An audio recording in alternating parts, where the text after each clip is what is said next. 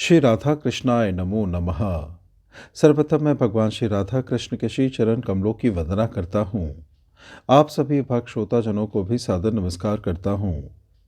ग्रंथ श्री भक्तमाल में वर्णित भगवान श्री हरि के श्रेष्ठ भक्तों में आज हम श्री लोमेश ऋषि जी तथा श्री मार्कंडेय ऋषि जी के भक्ति जीवन चरित्र कथा का श्रवण करने वाले हैं, जो इस ग्रंथ में इस प्रकार से वर्णित है। महर्षि लोमश जी की कथा। महर्षि लोमश चिरंजीवी हैं। शरीर पर बहुत से रोग होने के कारण इनको लोमश कहते हैं। दीर्घरात व्यतीत होने पर जब ब्रह्मा की आयु समाप्त होती है तो इनका एक रोम गिरता है। यद्यपि ब्रह्मा जी की आयु बहुत बड़ी है, इनका एक कल्प का दिन होता है और इतनी ही बड़ी रात्रि भी होती है। इस प्रकार 30 दिन का महीना और 12 महीने के साल के हिसाब से ब्रह्मा जी की 100 वर्ष की आयु है, लेकिन श्री लोमश जी की दृष्टि में मानो रोज रोज ब्रह्मा जी मरते ही रहते हैं। एक बार तो अपनी दीर्घायुष्ता से अकुलाकर इन्होंने भगवान से मृत्यु का वरदान मांगा।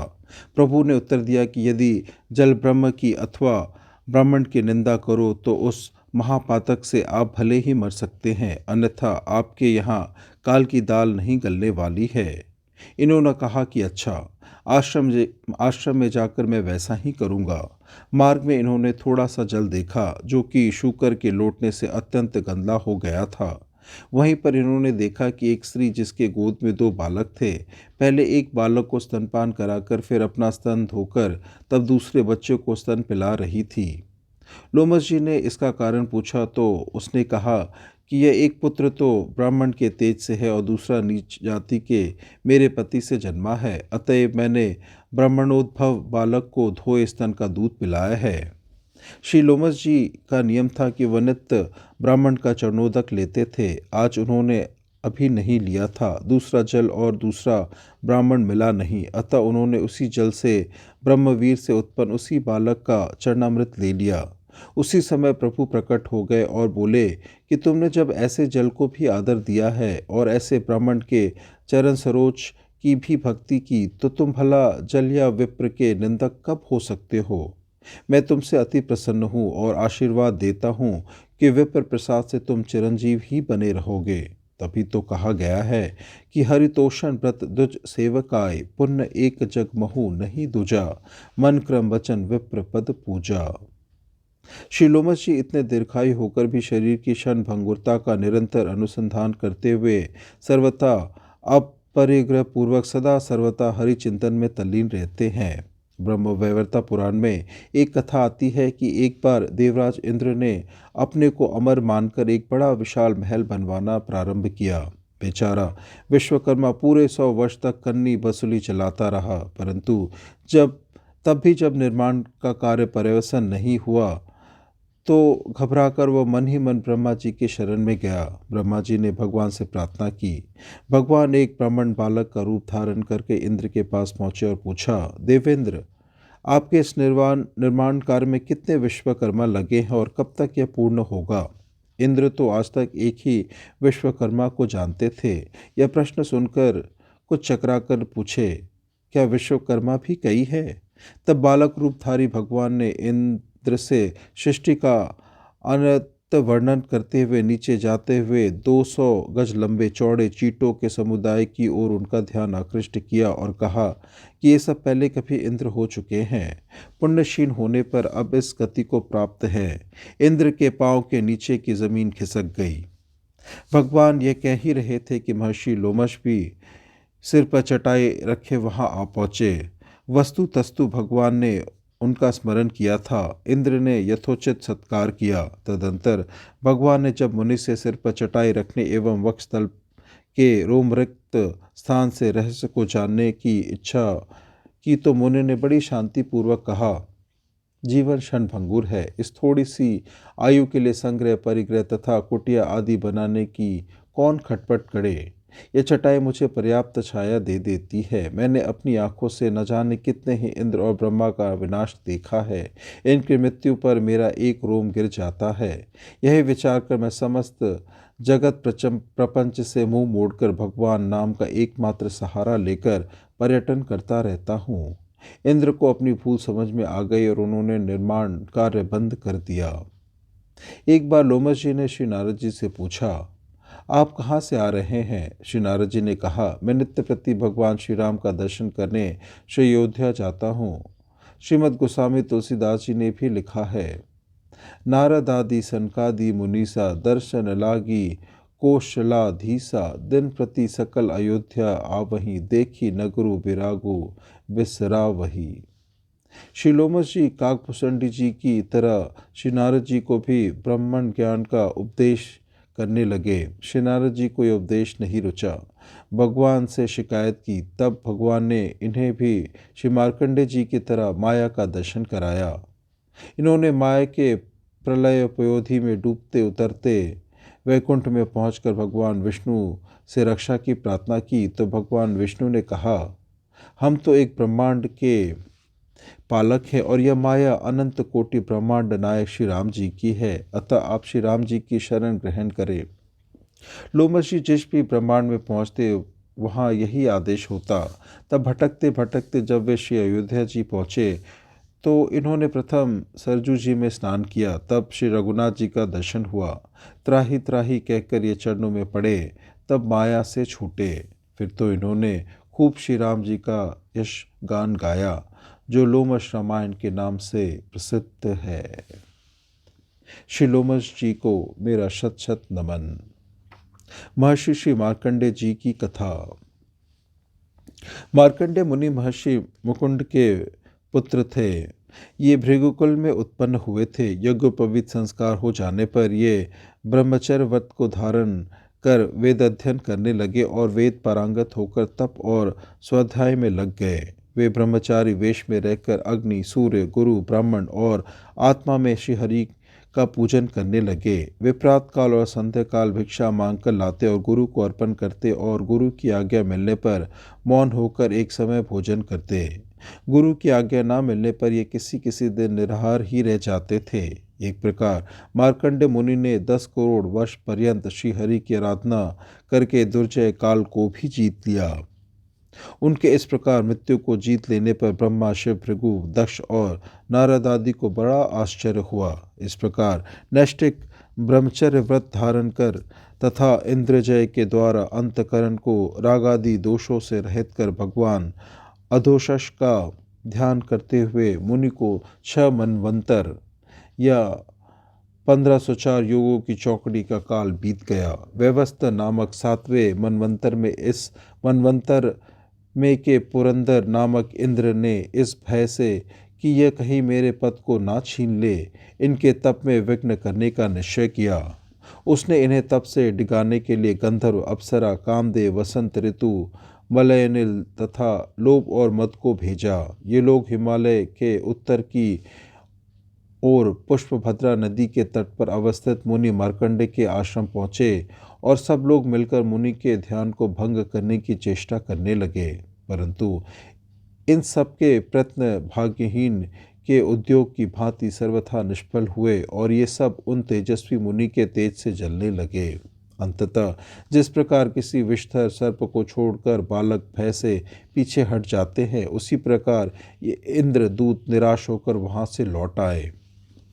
इंद्र उन सबको हतप्रद एवं मलान्मुख देखकर तथा उनसे उन ब्रह्मर्षि का प्रभाव सुनकर परम विस्मित हुए। ऋषि के तप से प्रसन्न होकर भगवान श्रीहरि उन पर अनुग्रह करने के निमित्त नर नारायण के रूप में उनके सामने प्रकट हुए। उन तपोमूर्ति ऋषि प्रवरों को देखते ही मुनि उनके चरणों में लौट गए और उनकी स्तुति करने लगे।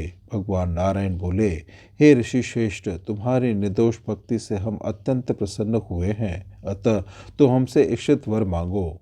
ऋषि बोले, भगवान, आपने कृपा करके मुझे अपने सुर मूल्यन दुर्भर दर्शन से कृतार्थ किया है। इससे बढ़कर मैं कौन सा वर आपसे मांगूं? तथापि मेरी इच्छा यह है कि जिस आपकी माया से यह सत वस्तु भेद युक्त प्रतीत होता है, उस माया को मैं देखना चाहता हूँ।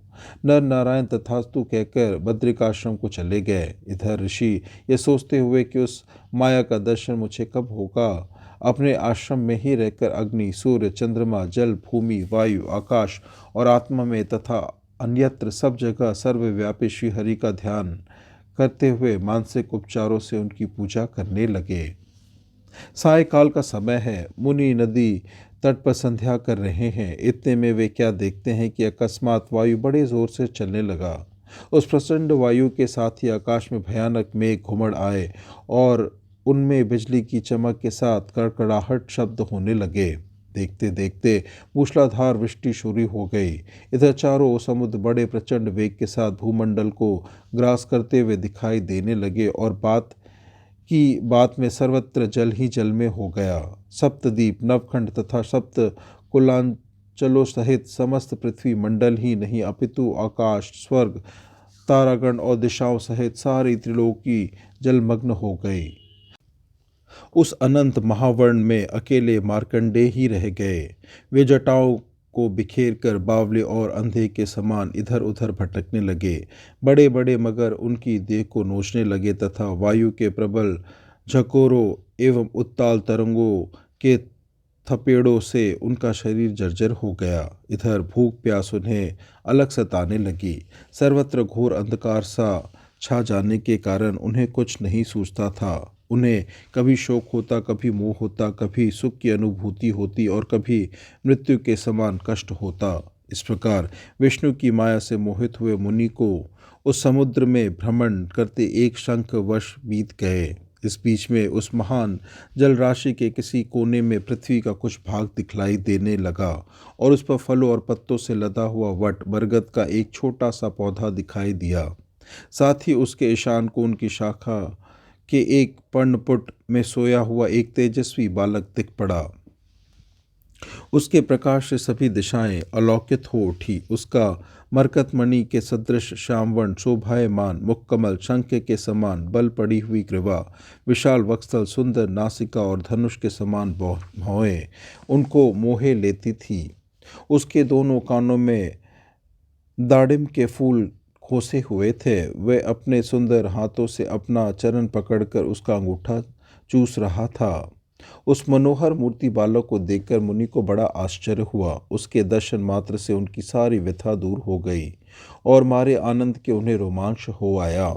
वे खिसक कर उस बालक के समीप चले गए। जो ही वह उसके समीप गए, उन्हें ऐसा प्रतीत हुआ मानो उस बालक के श्वास के साथ वे उसके उदर के भीतर मच्छर की भांति खिंचे चले जा रहे हैं। थोड़ी ही देर में उन्होंने अपने को उस बालक के उदर के भीतर पाया। वहाँ उन्होंने सारे जगत को उसी रूप में पाया जिस रूप में उन्होंने प्रलय के पूर्व उसे बाहर देखा था। यह सब दृश्य देखकर उन्हें परम विस्मय हुआ। कुछ क्षण के अनंतर वे उसी बालक के श्वास के द्वारा प्रेरित होकर बाहर निकल आए और पुनः उसी प्रलय समुद्र में जा पड़े। बाहर निकलकर उन्होंने उस बालक को उसी अवस्था में अपनी अपनी ओर प्रेमपूर्ण कटाक्षों से देखते हुए पाया। उसकी मंद मुस्कान से आकर्षित होकर वे उसके समीप जाकर उसे आलिंगन करना ही चाहते थे कि वे यज्ञाधिपति बाल वेशधारी भगवान एकाएक अंतर्धान हो गए। उनके अंतर्धान होते ही वह वट वृक्ष और वह प्रलय समुद्र सारा का सारा क्षण भर में विलीन हो गया और मुनि अपने आश्रम में पूर्वत स्थिर हो गए।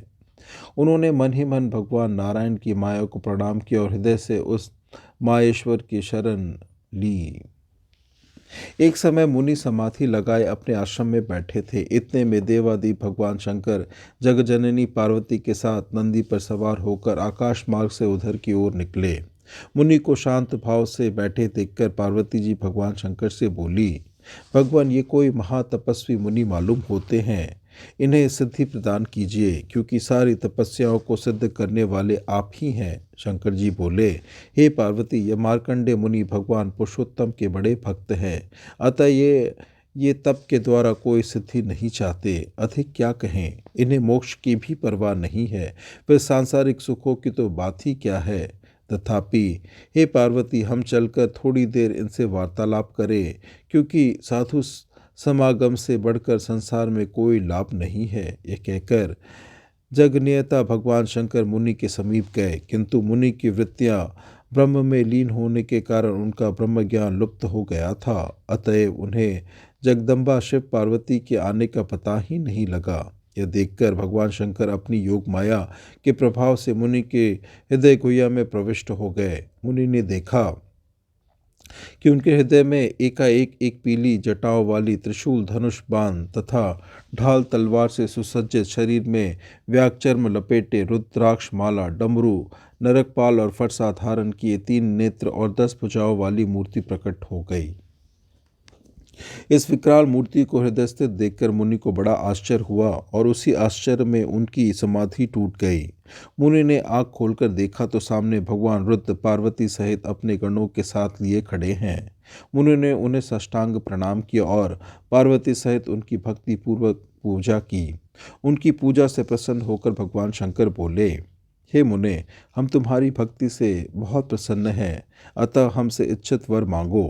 ब्रह्मा, विष्णु और मैं तीनों ही वर देने वालों में श्रेष्ठ हैं। तुम्हारी तरह जो लोग हम तीनों की समान भाव से भक्ति करते हैं तथा जो शांत, निसंग, निर्वैर, प्राणी मात्र के प्रति दया करने वाले और सर्वत्र समदृष्टि रखने वाले हैं, उनके इंद्रादि लोकपाल ही नहीं अपितु हम तीनों भी वंदना और सेवा पूजन करते हैं, क्योंकि आप लोग हम तीनों में, अपने में तथा जगत के अन्य प्राणियों में अणुमात्र भी भेद नहीं देखते। अतएव हम लोग आप जैसे ब्राह्मणों का भजन किया करते हैं। तीर्थ और देवता जो चिरकाल पर्यंत सेवा करने पर फल देते हैं, किंतु आप जैसे साधु पुरुष तो दर्शन मात्र से ही कृतार्थ कर देते हैं। जो तुम्हारी भांति चित्त को एकाग्र करके तप, स्वाध्याय और संयम में रत रहते हैं, उन ब्राह्मणों को हम सदा नमस्कार किया करते हैं। आप सदृश महानुभावों के दर्शन अथवा नाम सुनने मात्र से ही महापातकी और चंडाल भी शुद्ध हो जाते हैं। फिर जिन्हें आप लोगों के साथ संभाषण आदि का सौभाग्य प्राप्त होता है, उनकी तो बात ही क्या है। भगवान शंकर के इन वचनों को सुनकर ऋषि गदगद हो गए। वे बोले, भगवान, मैं तो आपके दर्शन मात्र से कृतार्थ हो गया और वरदान क्या मांगूं। तथापि आपसे मेरी यही प्रार्थना है कि मेरी भगवान अच्युत और उनके भक्तों में तथा आप में अनन्य भक्ति हो। शंकर जी बोले, हे विप्रवर, तुम्हारी यह अभिलाषा पूर्ण हो। इस कल्प के अंत तक तुम्हारी कीर्ति अटल रहेगी और तुम अजर अमर होकर रहोगे। तुम्हें त्रिकाल विषय ज्ञान, विज्ञान, वैराग्य और पुराणों का आचा तत्व प्राप्त होगा। ये कहकर भगवान शंकर वहाँ से चले गए और महामुनि मार्कंडेय योग का महान सामर्थ्य तथा भगवान जनार्दन की एकांत भक्ति प्राप्त कर भूलोक में विचरने लगे और अब भी उसी प्रकार विचरते हैं। वे लोक में चिरंजीव के नाम से विख्यात हुए। बृहनाद्य पुराण के अनुसार महर्षि मुकुंद के तप से प्रसन्न होकर भगवान नारायण ने ही पुत्र के रूप में उनके यहाँ जन्म ग्रहण किया था। इस प्रकार से ग्रंथ श्री भक्तमाल में वर्णित आज हमने श्री लोमश ऋषि जी तथा मार्कंडेय ऋषि जी के भक्ति जीवन चरित्र कथा का श्रवण किया। श्रवण करने के लिए और अपना बहुमूल्य समय देने के लिए आपको धन्यवाद। त्रुटियों के लिए क्षमा प्रार्थी हूँ। श्री राधा कृष्णाय नमो नमः।